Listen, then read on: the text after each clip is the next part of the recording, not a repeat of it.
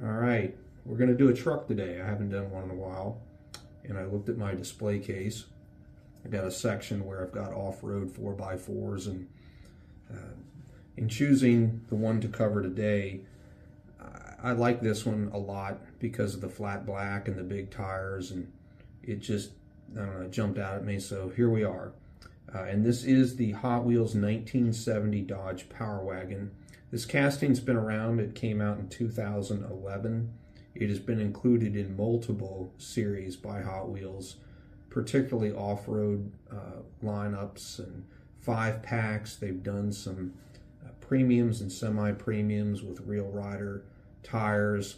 And I used to watch the show Simon and Simon as a kid, and they had a 1979 Power Wagon in that. I'll touch on the show here in a little bit.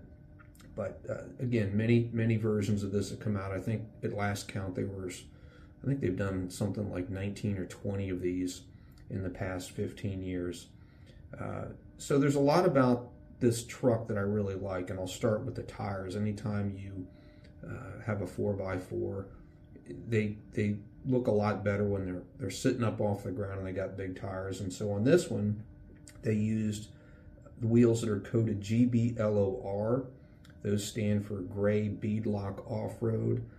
And beadlock is basically a metal rim that goes around the outside circumference of the wheel itself, and it has screws that go in and bolt through little tabs on the inside of the tire's edge, and it basically prevents the tire from slipping on the wheel under high stress. They use those on trucks.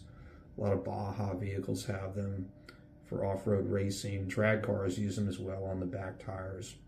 So the tooling for this is a little bit unique, and I'm glad I chose this one because I haven't talked about base construction, and I'm a geek when it comes to Hot Wheels in terms of how they put these cars together and the variations that they use. So before 2020, the body was held to the base with what was called, or is called, post-tab construction.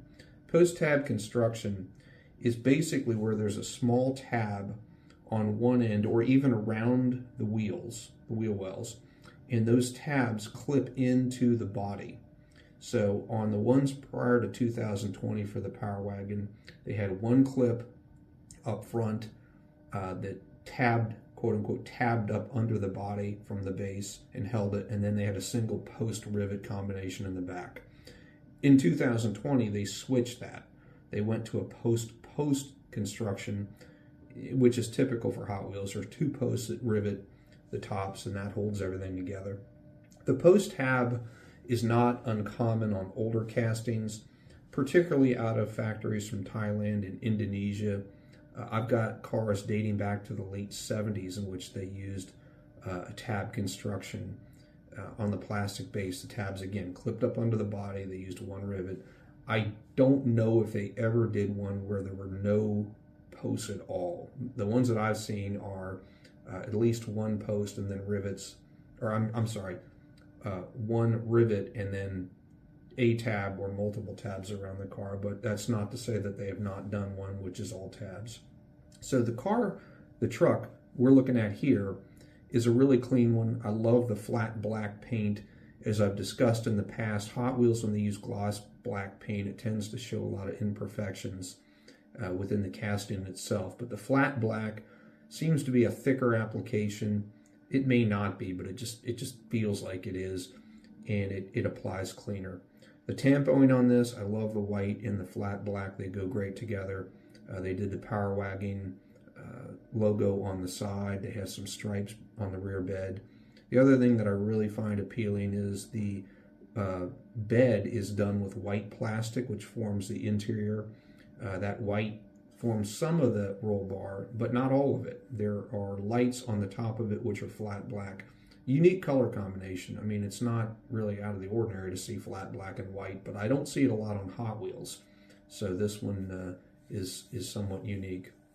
They did chrome for the base. I think that's nice. The grille being fully chromed. The truck needs a little bit of shine to it. It can't be all flat. And the use of the chrome plastic base does very well for kind of breaking up the monotony of the flat black and the white. That's about all I want to say about the truck. It's just really cool. They used the 70 number on the side. I could probably live without that. I don't know why they did the 70 number to represent the year on the left door and they put Dodge on the right. I think it would have looked better if they just got rid of the 70 altogether and put Dodge on each side. It would have looked a little cleaner. I'm not big on numbers on cars, even race cars for that matter, but I understand for that purpose they do need them.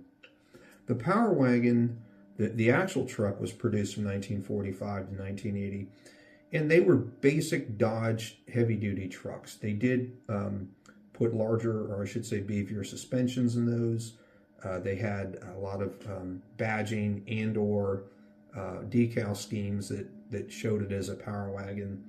And in 1970, I think this is one of the better looking Power Wagons. Some of the earlier ones were the classic body style. This one is more squared, of course, as trucks became like that in the 60s. And they had a few engine options for these. In 1970, you could get 4 different motors. You could get a 225 slant 6, which didn't have a lot of power, but they were extremely reliable engines. They tended to run forever.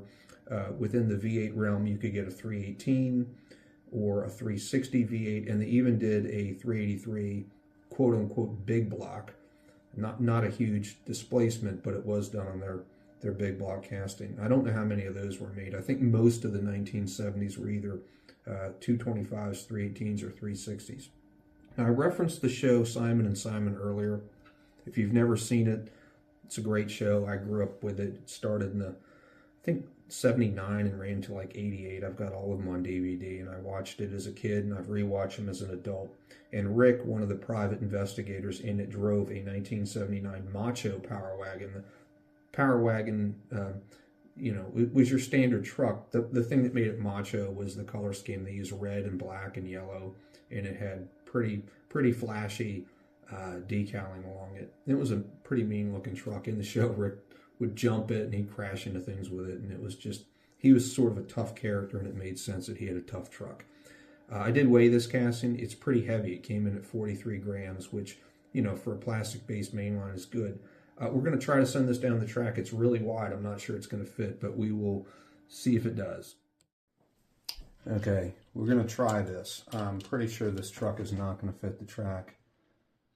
Yeah, and it doesn't. I'm gonna attempt to send it down. It's going to end up riding one of the edges. Not really the best way to do this, but we'll see.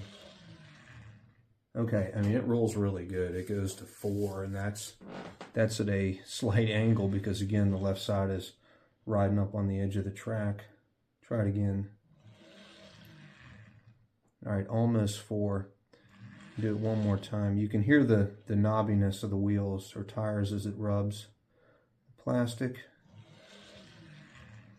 All right, so it almost goes to 4. I would expect on a larger, wider track that this thing would probably get to the end. It's a really strong roller, as you would expect with larger tires. There's more circumference per rotation, so it'll go farther. But, aside from the noise, it does well. I'd say this is a very strong roller. Great casting. This came in a 5-pack, by the way, called the Speed Blur Series from 2022. So if you want this one, you're going to have to go on eBay and find the 5-pack, but I'm sure you can find them. This was never released in this color combination as a single mainline. So thanks for watching, and be sure to like, share, and subscribe.